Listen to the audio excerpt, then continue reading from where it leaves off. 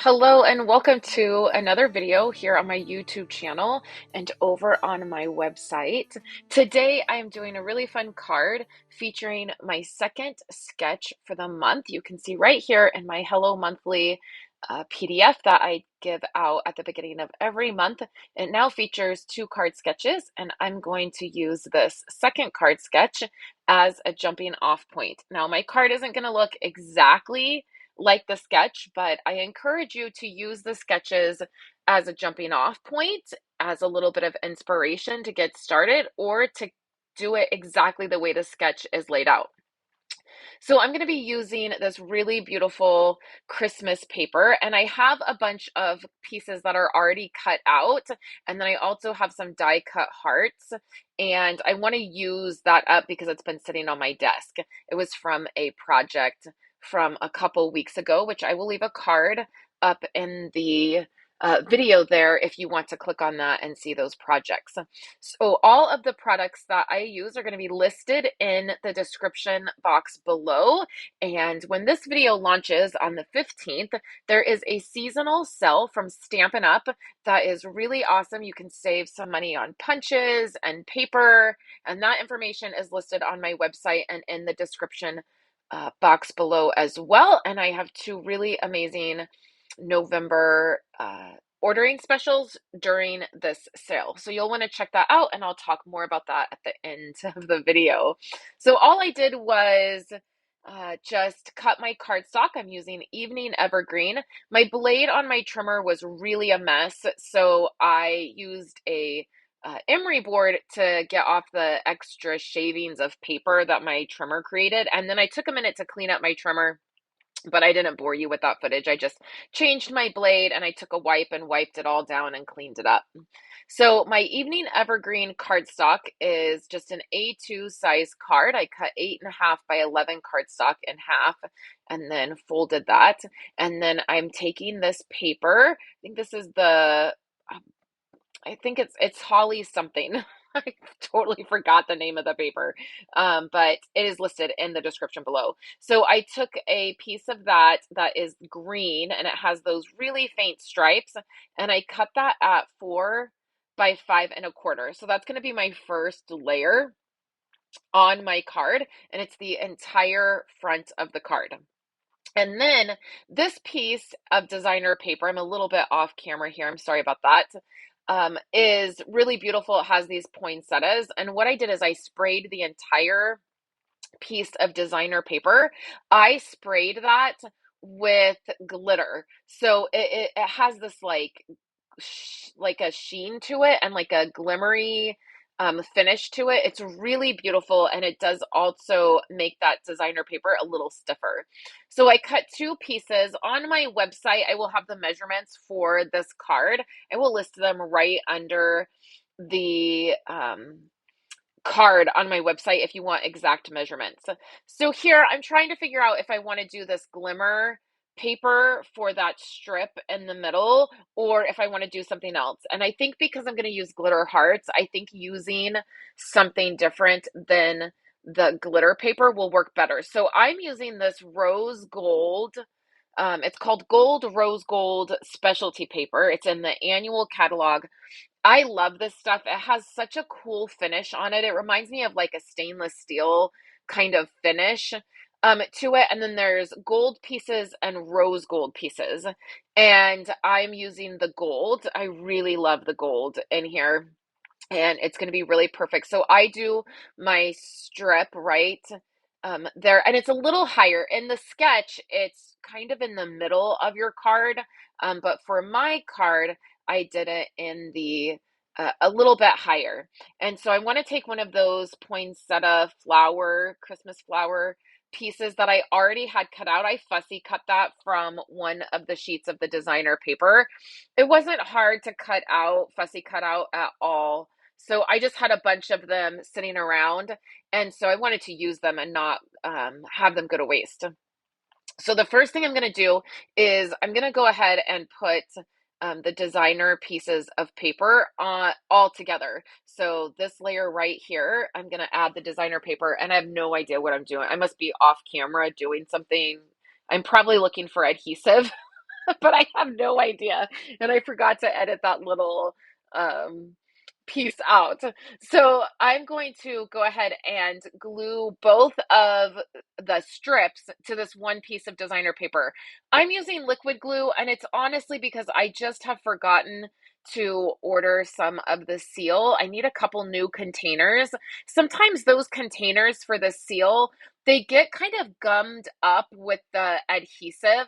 And I have found if just every now and again, every couple years, I just buy a couple new containers, and you can also clean them up. Have cleaned them up the last, couple years. Every couple months, I just take and clean those containers up. But I have found that every now and again, if I just buy a new container, the adhesive works a little bit better. So I just need to do that. I keep forgetting to order it because it's just not something that I order very often. I always order the refills.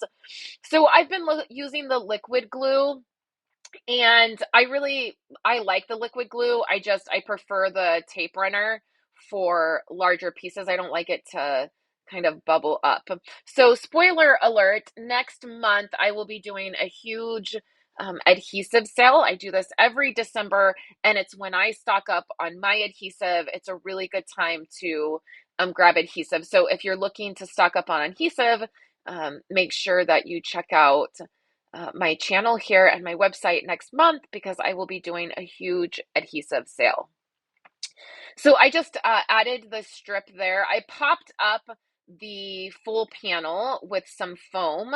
And I get that foam on Amazon. I get asked a lot where I get my foam for my cards, and that's where I get it. You can shop my Amazon store for things like that. It's linked in the description below.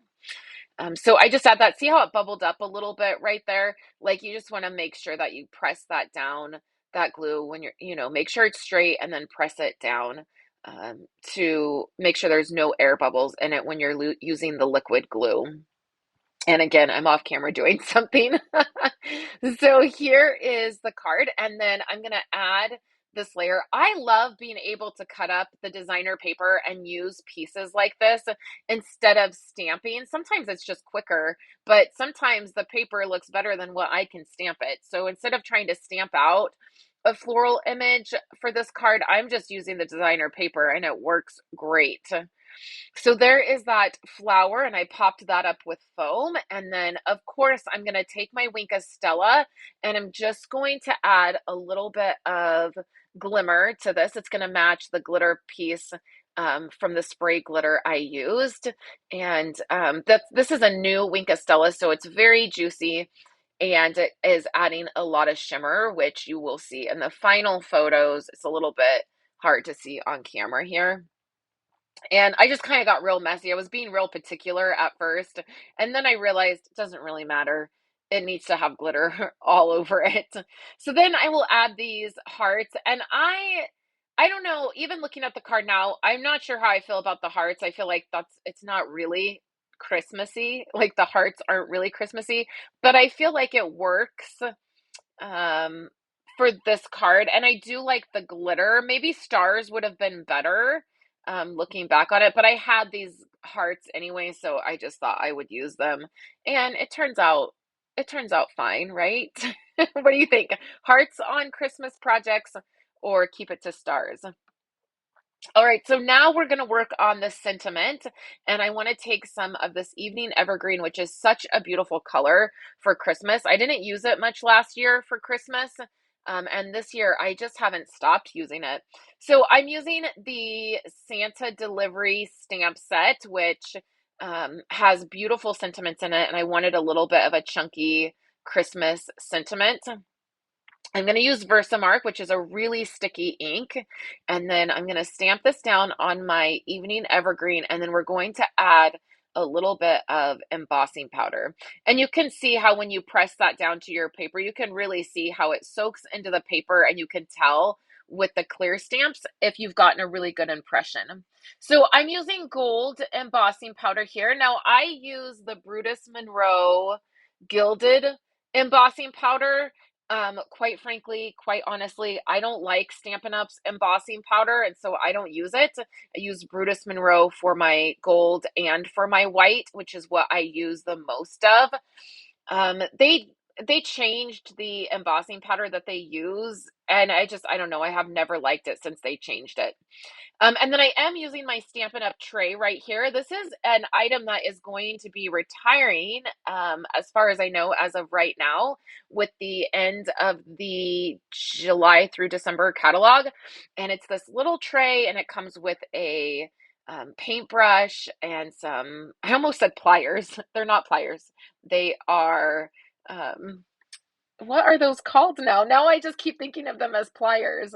The pinchy things that you use. Oh my word, that's so funny. They're not pliers, but I cannot remember the name of them. So I'm just going to use my heat tool to go ahead and heat this. I'm letting my heat tool heat up so it doesn't warp my card stock as much. And then when it warms up, I'm going to go ahead and hold that to the image, and then it's going to melt all that embossing powder. And then you can do hold that heat tool to the back of your cardstock too. If it warps any, that will kind of like undo it. And so tweezers, that's what they're called, tweezers. It comes with tweezers. So now I'm just going to cut this sentiment really close. I just want to strip, and you can see my trimmer is cutting much better than it did earlier with a new blade on it. I wish I would have left a little tiny bit um, more on the ends of this, but it works out fine, and it's a beautiful sentiment. Sometimes we're more picky about what we're doing with our crafting projects than we need to be.